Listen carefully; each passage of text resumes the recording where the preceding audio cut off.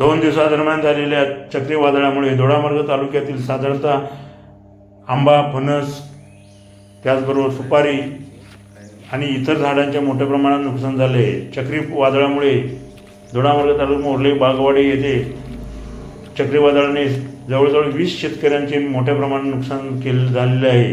यामध्ये शेतकरी दीप्ती मनेरीकर, सतीश मनेरीकर, अनिल मनेरीकर, शिरीष कुमार मनेरीकर, मिलिंद मनेरीकर, नितीन मनेरीकर, शरद मनेरीकर, गोविंद मनेरीकर, विनय मनेरीकर, संजय मनेरीकर, अभय मनेरीकर, रत्नाकांत कारापूरकर अशा जवळपास 20 शेतकऱ्यांचे बागायतीचे मोठ्या प्रमाणात नुकसान झालेले आहे.